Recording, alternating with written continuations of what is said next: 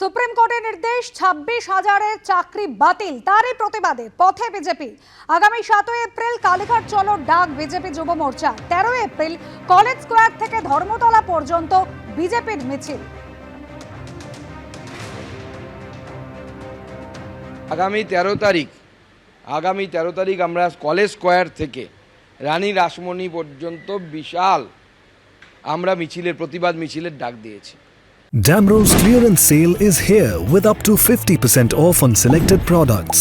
Don't miss out. Visit your nearest Damro showroom now. Damro, internationally trusted furniture. এবং সেই বিরাট প্রতিবাদ মিছিল হবে। সেই বিরাট প্রতিবাদ মিছিলে কয়েক হাজার মানুষ তারা কলকাতার অংশগ্রহণ করবে এবং আমরা যারা যোগ্য এবং বঞ্চিত হয়েছে তাদেরকেও আহ্বান জানাবো এই মিছিলে অংশগ্রহণ করার জন্য। তার আগে আমাদের যুব মোর্চা কালীঘাট চলো কর্মসূচি 7 তারিখে পালন করবে। এই যে চাকরি যারা হারিয়েছে তাদের জন্য তো বিজেপি কিছু করেনি।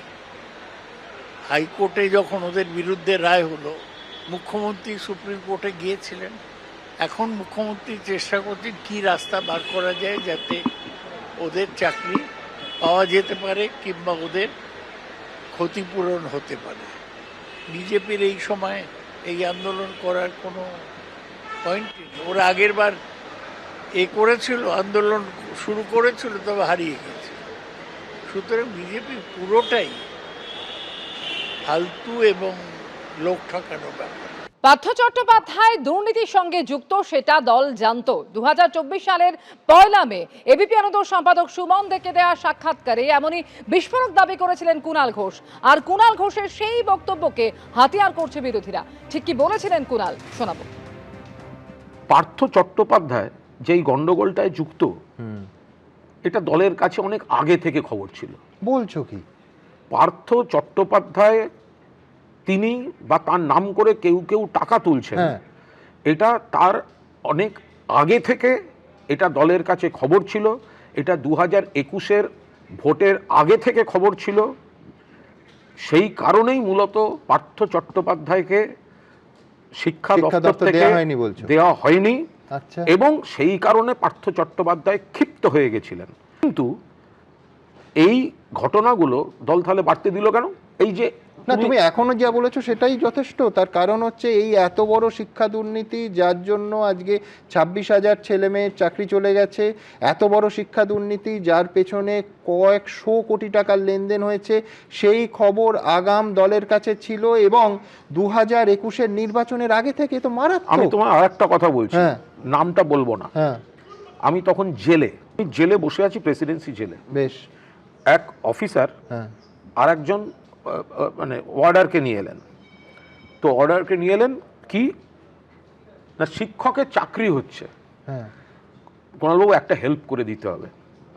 তৃণমূলের এক নামকরা নেতা 7.5 লক্ষ টাকা চেয়েছেন। আমি 5 লাখ জোগাড় করতে পেরেছি আমার আত্মীয়। আপনি যদি একটা চিরকুট লিখে দেন তাহলে যদি বাকিটা মকুব করে দেয়, ঘুষের যদি ডিসকাউন্ট হয়, কারণ আমি কোনোভাবে আর টাকাটা জোগাড় করতে পারছি না। তার মানে সেই লোক এখনো গরাদের বাইরে আছে। তিনি পার্থ চট্টোপাধ্যায় নন, তিনি মহা দাপটের সঙ্গে ঘুরে বেড়াচ্ছেন এবং প্রবল প্রতাপে ঘুরে বেড়াচ্ছেন। মন্ত্রিসভার মধ্যে রয়েছেন, মন্ত্রিসভার সদস্য। কেউ না কেউ তো অন্যায় করেছে, চাকরি পেয়েছে। কিন্তু বাকিদের একটা ভয়ঙ্কর কষ্টের মধ্যে পড়ে গেছে। একদম। আমার কোথাও মনে হচ্ছে বিরোধীরা জট পাকিয়েছে, অমুক হয়েছে তমুক হয়েছে, সব ঠিক, কিন্তু চুরি ডাকাতি যখন এখান থেকে হয়ে লণ্ডভণ্ডটা হয়েছে, আমাদের কোনো ব্যক্তি, তারা প্রশাসনে থাকুন বা কোনো ডিপার্টমেন্টে থাকুন, এসএসসি হোক বা এসএসসির অভিভাবকরা হোক, তারা যদি একটু সদিচ্ছা দেখিয়ে এই ছেলেমেয়েগুলির সঙ্গে বসতেন, আজ এই প্রবলেম সলভ হয়ে যেত। 13 থেকে 16-র মধ্যে তুমি জেলের মধ্যে বসে তোমার ঘুষের ডিসকাউন্টের অ্যাপিল পাচ্ছ, অর্থাৎ তখন এই বেআইনি পথের সমস্ত রিক্রুটমেন্ট অর্থাৎ ঘুষ নিয়ে চাকরি দেওয়ার যে ট্রেন্ডটা সেটা শুরু হয়ে গেছে। এবং তাতে একেবারে রাজ্যের মন্ত্রী যুক্ত, যিনি এখনো রাজ্যের মন্ত্রী আছেন, সম্ভবত 16 সালটা এখনো তিনি রাজ্যের মন্ত্রী। এবং 2021 সালের আগে আমাদের দলের কাছে স্পষ্ট খবর ছিল এই পার্থ চট্টোপাধ্যায় বিপুল টাকা তুলছেন এবং কোন কোন লোকের মাধ্যমে তুলছেন, কোন জেলায় তুলছেন, এই খবর পর্যন্ত কিন্তু ছিল, কিন্তু এর কোনো প্রশাসনিক বা অন্য কোনো ব্যবস্থা হয়নি।